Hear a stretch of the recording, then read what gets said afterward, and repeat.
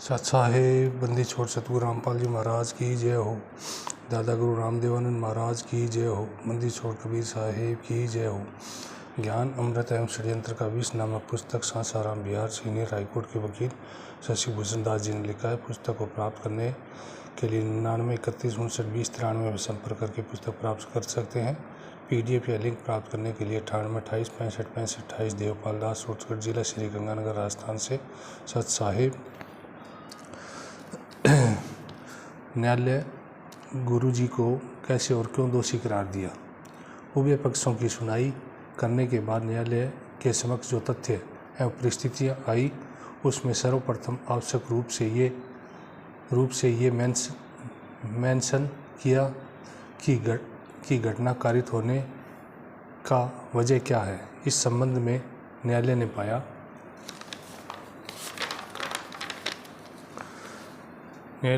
कि अभियुक्त बाबा रामपाल के साथ अन्य अभियुक्त गण हैं जो ट्रायल फेस कर रहे थे। एक आश्रम से संबंधित हैं जिसे सतलोक आश्रम बरवाला के नाम से पुकारा जाता है।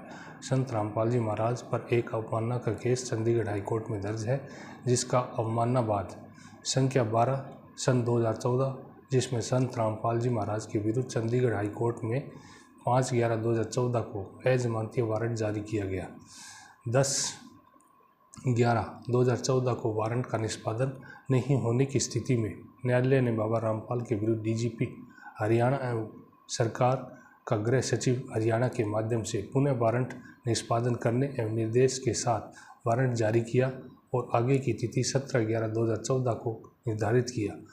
निर्देश देने के बाद भी वारंट का निष्पादन नहीं हुआ तो 17/11/2014 को पुनः उच्च न्यायालय हरियाणा ने वारंट जारी किया। इस तिथि पर भी वारंट का निष्पादन संत रामपाल जी महाराज के अनुयायियों ने नहीं होने दिया, क्योंकि बहुतों की संख्या में औरत और बच्चों बूढ़ों को आश्रम के चारों ओर वारंट निष्पादन करने से रोकने के लिए लगा रखे थे। इसीलिए उच्च न्यायालय ने पुनः अजमानती वारंट जारी कर निर्देश के साथ किया कि 21/11/2014 को हर हालत में वारंट का निष्पादन की जाए, अन्यथा सरकार का गृह सचिव एवं DGP के विरुद्ध कंटेम्प्ट ऑफ द कोर्ट चला दी जाएगी। जिसका परिणाम हुआ कि दिनांक 21/11/2014 को अभियुक्त संत रामपाल जी महाराज को गिरफ्तार करके उच्च न्यायालय में प्रस्तुत किया गया और उसका जमानत कैंसिल कर जेल भेजा गया। हरियाणा सरकार ने उच्च न्यायालय के समक्ष उनकी प्रार्थना रखी कि वारंट का निष्पादन करने में संत रामपाल जी के अनुयायियों का अवैधानिक कृत्य के कारण काफ़ी खर्च लगा और सार्वजनिक संपत्ति काफ़ी मात्रा में बर्बाद हुई। साथ ही उनके अनुयायियों ने अवैधानिक कृत्य के कारण बहुत तो निर्दोषों का जीवन ढीला समाप्त हो गया। वैसे मानव जीवन की क्षति में से एक रजनी पत्नी सुरेश की भी है, जिसकी जीवन लीला समाप्त हो गई। जिसके संबंध में रजनी के पति सुरेश गुरुजी के अनुयायी हैं। पिता गणपत जाति प्रजापति निवासी जाखोरा तहसील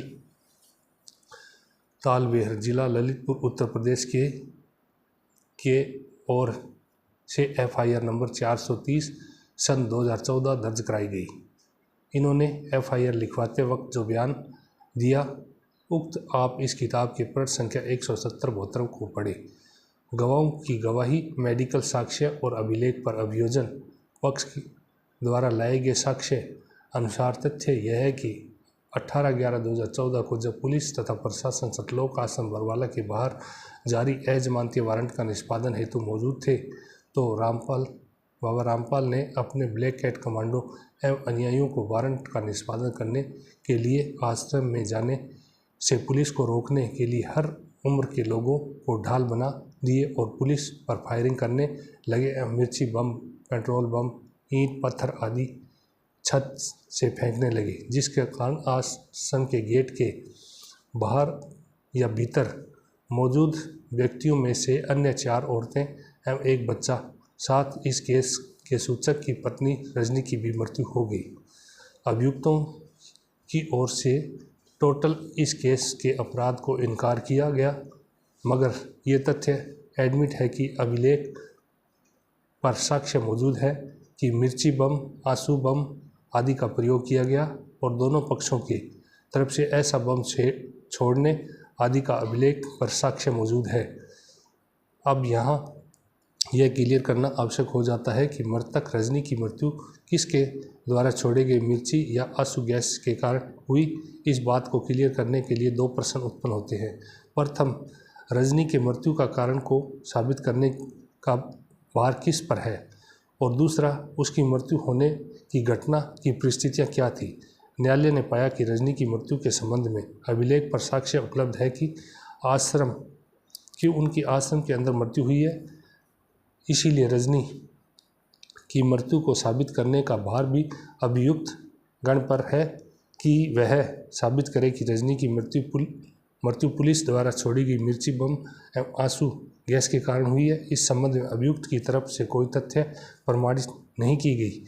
यह भी साक्ष्य उपलब्ध है कि काले कमांडो ने वारंट निष्पादन करने से रोकने के लिए मिर्ची बम, पेट्रोल बम, ईंट पत्थर आदि का उपयोग किए। साथ ही यह सबने भी कहा कि रजनी की मृत्यु रोग के कारण हुई, और यह भी साक्ष्य है कि आश्रम से बाहर जाना चाहते थे तो संत रामपाल जी महाराज की आज्ञा पर मृतक को एक कमरे में मारपीट कर बंद कर दिए थे। झांसी का डॉक्टर, एम्स के डॉक्टर ने जो रजनी का इलाज से पूर्व से कह रहे थे, उनका साक्ष्य है कि एक दिन दवा छोड़ने पर उनके मृत्यु के कारण भी बन सकती है। इसीलिए दवा प्रतिदिन उपयोग करने का सलाह दिए। मृतक रजनी का पति एवं ददिया सास काशीबाई ने कहा कि आश्रम में 2 दिन पूर्व से ही दवा खत्म हो गई थी। रजनी को दवा नहीं मिली, अतः इसके मरने का कारण पुलिस द्वारा छोड़ी गई आंसू गैस या मिर्ची बम से हुई है। यह कथन अभियुक्त की तरफ से साबित नहीं की गई है, जबकि इसके विपरीत अभियोजन पक्ष ने यह साबित कर दिया कि रजनी की मृत्यु आश्रम के अंदर हुई है और अभियुक्त के कुकृत्यों के कारण हुई है। अतः अभियुक्त गण अपने को निर्दोष साबित नहीं कर पाए। प्रत्यक्ष रूप से भले ही इसकी मृत्यु का कारण किसी के विरुद्ध साक्ष्य नहीं हो, मगर परिस्थितिवश साक्ष्य अभिलेख पर है कि आश्रम के ब्लैक कैट कमांडो से एवं बाबा रामपाल के अनुयायी चिल्ली बम, पेट्रोल बम आदि का प्रयोग किए। साथ ही अभियुक्त को डिस्क्लोजर बयान भी है कि कमरे में मृतकों को बंद कर दिए थे। अब परिस्थितिवश साक्ष्य पर प्रमाणित करता है कि अभियुक्तों के कुकृत्यों से रजनी की मृत्यु हुई। परिस्थितिवश साक्ष्य ही काफ़ी है। अभियुक्तों को दोष सिद्ध करने हेतु बचाव पक्ष के डॉक्टर एम के गर्ग, डॉक्टर अनंत राम, डॉक्टर एल के झा के अनुसार 8/11/2014 को ट्रीटमेंट करते हुए दिखाया गया और अधिवक्ताओं द्वारा बचाव में गुरुजी को सीरियस बीमार होने का प्ली दिया गया के संबंध में न्यायालय का मत है कि आज फैसला के दिन 4 वर्ष बीत गए, मगर कभी भी ऐसी शिकायत संत रामपाल जी ने जेल में रहते नहीं की और न ही इसकी मॉनिटरिंग की गई, जो दिनांक 8/11/2014 को की गई थी। अतः यह झूठ साबित होता है। केवल गिरफ्तारी से बचने के लिए बीमारी का दावा किया गया था। गुरुजी के अधिवक्ता डिफेंस ने इस बात को लेकर चल रहे थे कि गुरुजी सीरियस बीमारी की हालत में थे, जबकि अभिलेख पर न्यायालय ने पाया कि संत रामपाल जी महाराज का बीमारी सीरियस नहीं थी। डॉक्टर एल के झा ने गुरुजी को आश्रम में ट्रीटमेंट किए थे। उन्होंने गुरुजी का हृदय गति एवं श्वसन प्रणाली को जांच में नॉर्मल पाया और डॉक्टर एल के झा का कथन है कि उन्हें अच्छे इलाज के लिए अच्छे अस्पताल में शिफ्ट होने के लिए नहीं कहा था। इस तरह गुरुजी के अधिवक्ता यह सिद्ध नहीं कर पाए कि गुरुजी सीरियस बीमारी की हालत में न्यायालय में प्रस्तुत नहीं हो पाए। इसीलिए न्यायालय ने इस कथन को संत रामपाल जी, उनके अनुयायियों ने न्यायालय में आने से रोकने के लिए मात्र एक ड्रामा था, एक अच्छा बीमारी का बहाना था। इस तरह झूठ साबित हुआ। न्यायालय ने रजनी की मृत्यु का दोषी संत रामपाल जी महाराज एवं उनके अन्य को इस कारण से भी सिद्ध हुआ कि अभियुक्त गणों की तरफ से किसी साक्ष्य द्वारा यह साबित नहीं किया गया कि रजनी की मृत्यु अभियुक्तों के षड्यंत्र का परिणाम नहीं या निर्दोष औरतों को दुर्भाग्यवश मृत्यु हो गई है। अतः परिस्थिति एवं साक्ष्य को भी न्याय में आधार बनाया। न्यायालय ने जो दोषी साबित करने का पर्याप्त साक्ष्य अभिलेख पर उपलब्ध है, चूँकि अभियुक्त का यह षड्यंत्र ही था कि संत रामपाल जी महाराज के विरुद्ध जारी वारंट का निष्पादन होने या करने से रोकना।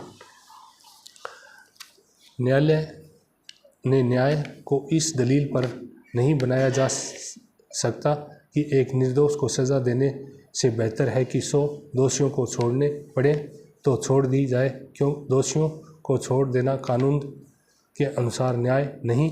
एक न्यायाधीश केवल यह देखने के लिए नहीं होता कि किसी निर्दोष व्यक्ति को दंडित नहीं हो, बल्कि यह भी देखना होता है कि एक भी दोषी व्यक्ति बच नहीं पाए। दोनों सार्वजनिक कर्तव्य है।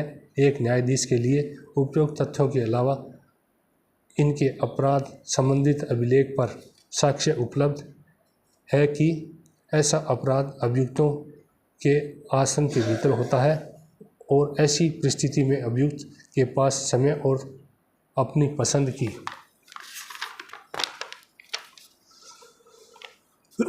परिस्थितियों में अपराध की योजना बनाने और अपराध कारित करने का पूरा अवसर होता है, और ऐसा मामले में अभियोजन पक्ष के लिए साबित करना बेहद मुश्किल होता है। इस स्थिति में न्यायालय द्वारा परिस्थितिजन्य साक्ष्य को सख्त सिद्धांत पर जोर दिया जाता है। परिस्थितिजन्य साक्ष्य अभियुक्तों के विरुद्ध अभिलेख पर उपलब्ध है, अतः अभियुक्तों को अपराध कारित करने का दोषी पाया जाता है। बचाव पक्ष का साक्षी नागेंद्र चौहान का साक्ष्य है कि सीसीटीवी कैमरा सतलोक आश्रम में बलजीत के निर्देश पर इंस्टॉल किया करते थे।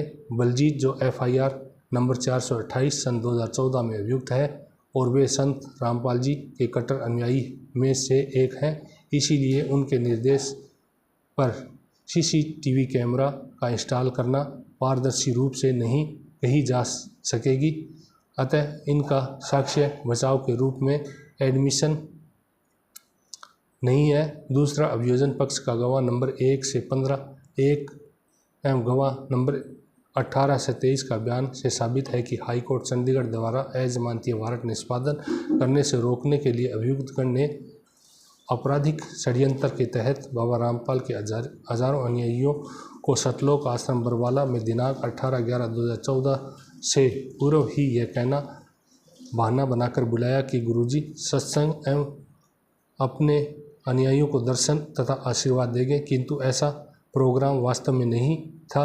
अभियुक्तगण गलत ढंग से अनुयायियों को बुलाकर अवरोध किए हुए थे और वे अपनी ढाल बनाने हेतु उपयोग किए थे। पुलिस जब आश्रम को घेरी और अनुयायियों को निकलना चाह रहे थे, आश्रम से अभियुक्तगण ने पेट्रोल बम चिल्ली बम फेंकना प्रारंभ कर दिया, जिसकी वजह से जो व्यक्ति आश्रम के गेट के बाहर नज़दीक में खड़े थे जख्मी हो गए, जिसमें से 4 औरतें और एक बच्चा के साथ रजनी की भी मृत्यु हो गई। सत साहेब जय। बंदी छोड़ सतगुरु रामपाल जी महाराज की जय हो। सत साहेब।